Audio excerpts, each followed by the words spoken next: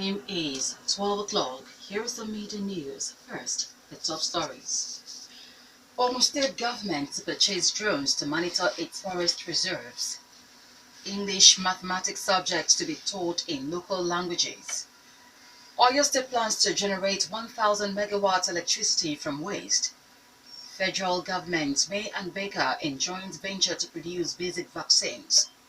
In foreign, EU and China set to sign a new deal on climate change without the US. Kenya to hang people who vandalized new standard gauge rail track. Good afternoon, I am Aghemerio Oaikhenan, bringing you the news in detail shortly. Now the news in detail. Ogun State government is to acquire drones to monitor activities in its forest reserves across the state. Forestry Commissioner Kolawole Lawal says the unmanned aerial surveillance plane will reduce the cost of patrolling the extensive forest reserves. The drones will also protect forest guards from attacks by armed illegal loggers, particularly the remote areas not easily accessible by forest guards. The commission explains that the drones will be deployed to areas around the forest reserves to capture pictures and ensure a 24-hour video recording of activities in the forest reserves. Ogun State government has sent a bill to accommodate civil servants and individuals in the private sector in its health insurance scheme to the State House of Assembly for consideration. Health Commissioner Dr. Babatunde Ikpaye made this known during a sensitization tour of the community-based health insurance scheme to the Abeokuta North local government area. Ikpaye says the bill seeks to give public and civil servants, as well as workers and individuals in a corporate organization, the opportunity to enroll in the community-based health insurance scheme, ARAYA. The Commissioner explains that, under the bill, people who are not enrolled in the scheme will pay a token while the state government subsidizes the payment to bring more people into the scheme. Presidency says primary and secondary schools in the country will soon begin teaching English language and mathematics subjects in local languages. Science and Technology Minister Chief Ogbonnaya Onu announced this in Abuja at the inauguration of Inter-Ministerial Committee to implement the policy. The committee, according to the minister, will develop the capacity of local languages for effective teaching of the two subjects. The minister says the proposed policy will arouse the interest of Nigerian students in the subjects and will enable them to understand them better. Leader of the indigenous people of Biafra, IPOB, Nnamdi Kanu, has met with a group of Igbo leaders in Enugu, the Enugu state capital. The Igbo leaders, who are members of the Ala Igbo Development Foundation, met Kanu for more than 1 hour in a closed-door meeting. They included former president of Ohaneze Ndigbo, Dr. Dozie Ikedife, Secretary General of the Igbo Leaders of Thought, Professor Elo Amuchiazi, and the former Vice Chancellor of Imo State University, Professor Kachuku Awuze. Others were Mazi Sam Ohabunwa, Bishop Obi Onubugo, and Archbishop Ebere Chukwu.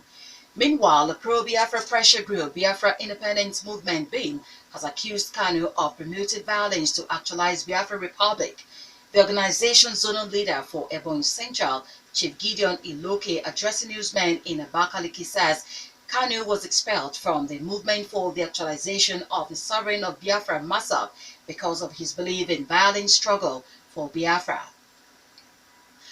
Oyo State government has signed a Memorandum of Understanding MOU for the establishment of a mega power plant project to take the state to another level. Under the project, the state government, in an MOU signed with 3 private firms, intends to generate 1,000 megawatts of electricity from waste. The agreement was signed by Governor Abiola Ajimobi with top officials of Siemens International, West Africa Energy, and MRFI in Ibadan. Governor Ajimobi says the project, when completed, will promote the industrialization of the state and transform it from a civil servant state to an industrial hub.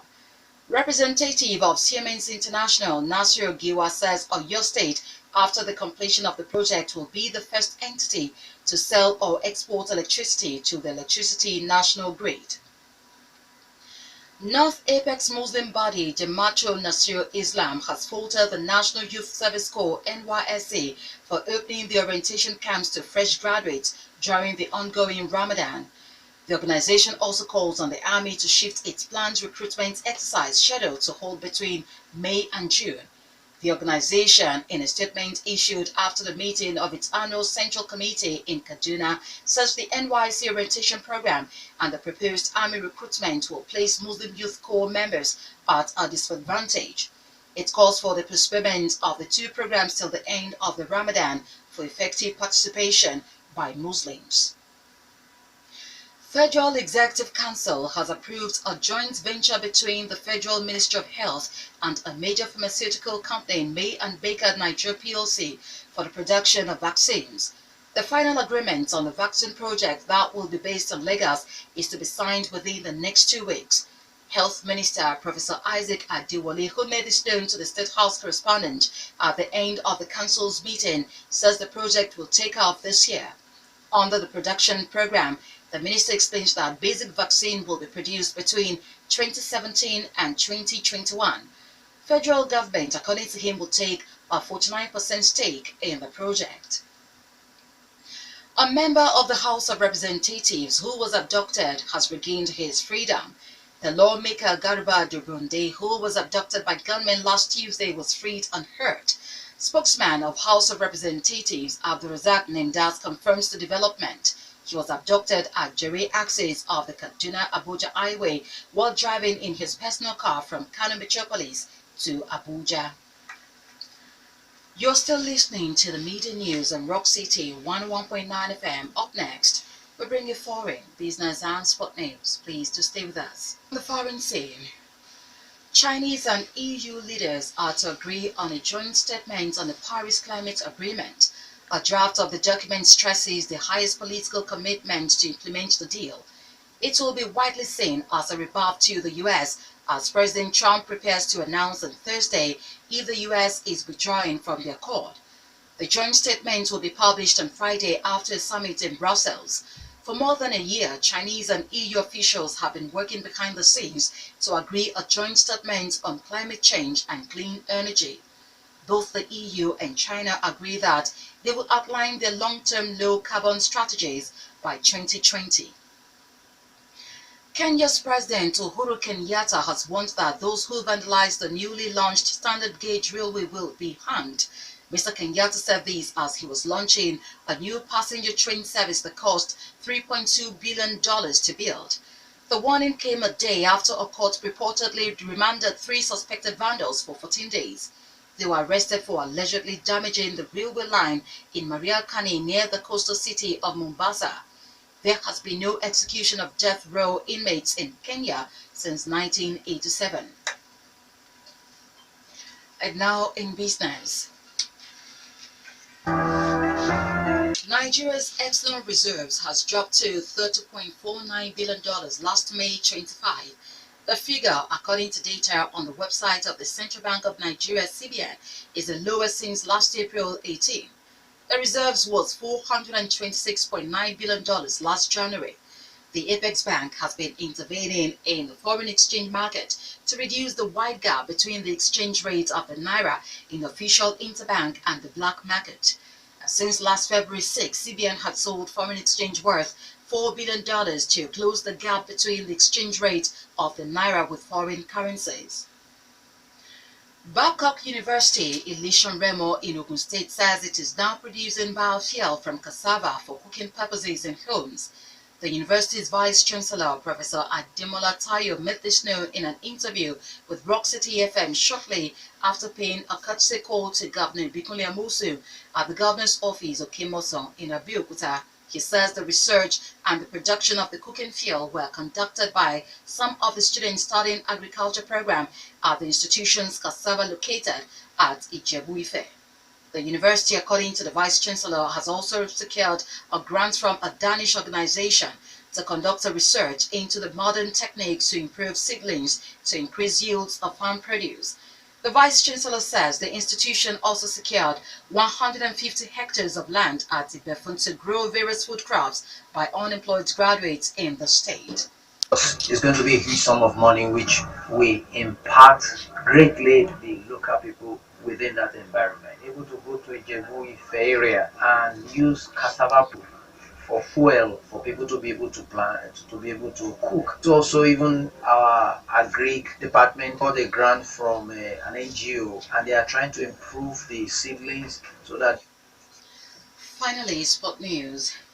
Technical advisor Gano Raw has invited 24 players to the Super Eagles camp ahead of next week's 2019 African Cup of Nations qualifying match against South Africa.